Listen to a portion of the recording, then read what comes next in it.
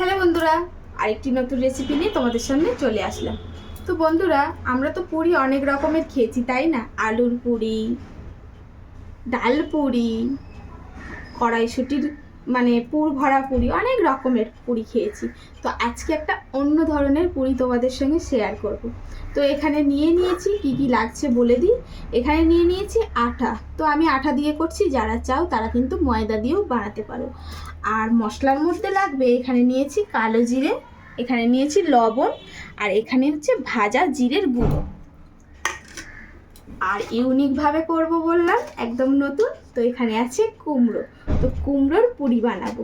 তো চলো এগুলো দেখিয়ে দিলাম, এখন রেসিপিতে চলে যাই। তো এখানে 500 গ্রাম মতন কুমড়ো নিয়ে নিয়েছি, আর কুমড়োটাকে আমি কিন্তু ভালো করে ধুয়ে এনেছি। তো এখন এই কুমড়োগুলোকে এই যে এইভাবে করে কেটে নিতে হবে, একটু পরিষ্কার করে। এই যে ছালটা এখন আমি ছাড়িয়ে ফেলবো।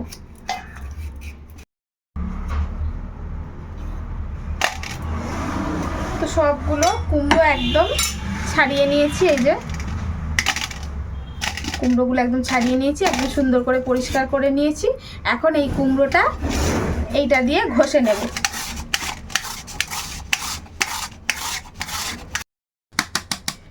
তো কুমড়োগুলো একেবারে ঘষে নিয়েছি, এই যে।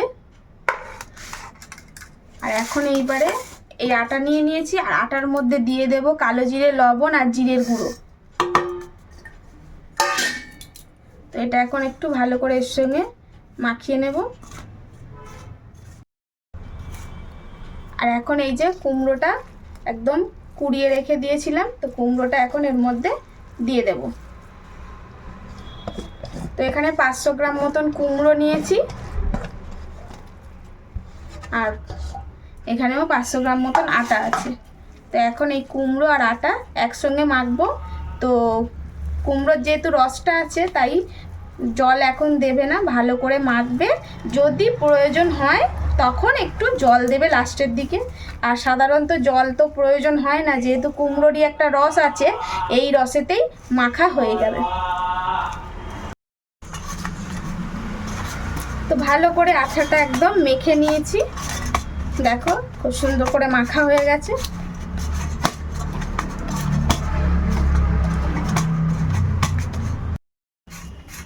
তো এখন এই আটা থেকে একদম সুন্দর করে লেচি কেটে নেব। তো যে যেমন পুরিয়ার সাইজ করতে চাচ্ছ তেমন অনুযায়ী লেচিটা কেটে নেবে। তো যেমন করে আটা মাখে লুচি পুরি করতে গেলে ঠিক সেই রকমভাবে মাখবে, একদম শক্ত না, একদম নরম না। তো এইভাবে আমি সমস্তগুলো লেচি কেটে নেব।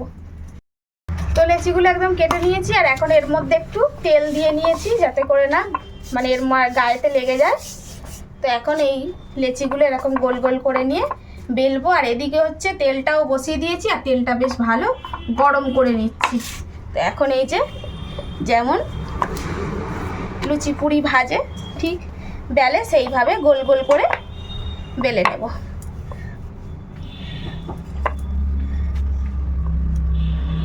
তো এইভাবে বেলে নিলাম। এখন এই যে গরম তেলের মধ্যে একদম ডাইরেক্ট ছেড়ে দেবো। তো দেখো মাখাটা এত সুন্দর হয়েছে, কত সুন্দর হয়ে ফুলছে দেখো বন্ধুরা। কেউ বলবে এটা কুমড়োর পুরি, বোঝা যাবে? বোঝা যাবে না। তো এইভাবে উল্টে পাল্টে একদম ভেজে তুলে নেব লাল লাল করে। আর যেহেতু আটা আর কুমড়ো, তাই কালারটা কিন্তু চট করেই এসে যাবে। তো এই যে বেশ ভালো করে একদম ভেজে নিয়েছি।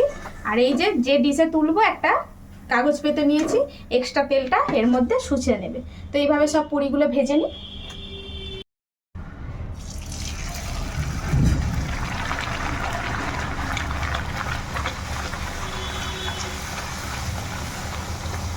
এইভাবে সবগুলো ভেজে নেব। দেখো প্রত্যেকটা কিন্তু খুব সুন্দর হয়ে ফুলে যাচ্ছে।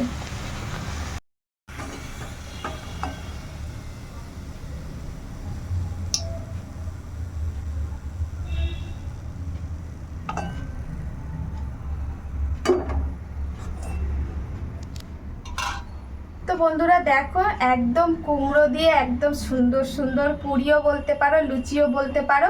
আর দেখো কি সুন্দর হয়ে ফুলেছে। দেখলেও বেশ ভালো লাগে। যত সুন্দর করে তোমরা কিন্তু আটাটা মাখবে তত সুন্দর ফুলবে। তো কেমন লাগলো বন্ধুরা? আর এই লুচি পুরি দিয়ে যাই বলো না কেন, লুচি বলো পুরি বলো, এটা দিয়ে কিন্তু আলুর তরকারি বা ধনেপাতার চাটনি দুর্দান্ত খেতে লাগবে।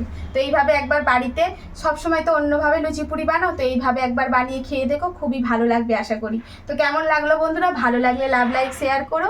আর তোমাদের মতামতগুলো কিন্তু কমেন্টের মাধ্যমে আমাদেরকে জানাতে ভুলো না। তো আজকের মতন আসি, ভালো থেকো, সুস্থ থেকো, দেখা হচ্ছে নতুন কোনো ভিডিওতে।